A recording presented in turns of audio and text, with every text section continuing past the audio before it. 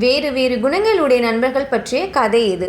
இந்த இருவரில் ஒருவர் நேர்மறை எண்ணமும் அதாவது பாசிட்டிவ் குணம், மற்றவர் எதிர்மறை எண்ணமும் அதாவது நெகட்டிவ் எண்ணம் கொண்டவர்கள்.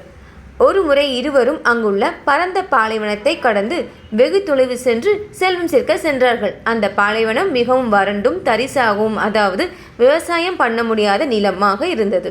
மேலும் அந்த பாலைவனம் கொள்ளைக்காரர்களின் வசிக்கும் இடமாகவும் கொள்ளையர்கள் பதுங்கும் இடமாகவும் இருந்தது.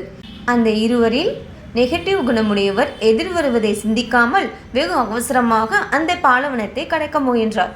அவர் தனது இன்னொரு நண்பர் கடக்கும் முன்னதாக தான் அந்த தொலைவை விரைவாக அடைந்து செல்வத்தை ஈற்றி பெற்றுவிட வேண்டும் என நினைத்தார். எதிர்வரும் சூழ்நிலையை என்னவென்று யோசிக்காமல் கவனக்குறைவாகவும் பாலைவனத்தை கடக்கும்போது ஒரு கொள்ளைக்காரர் அவனிடம் இருக்கும் பொருட்கள் முழுவதையும் கொள்ளையடித்து விட்டான்.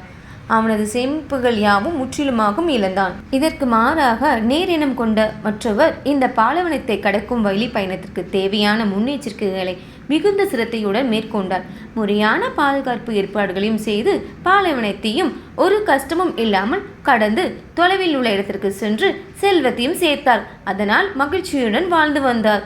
இதுபோல்தான் நாமும் எப்பொழுதும் நேர்மறை எண்ணம் கொண்டவர்களாக இருக்க வேண்டும். நன்றி. நான் உங்கள் அருணா செல்வி.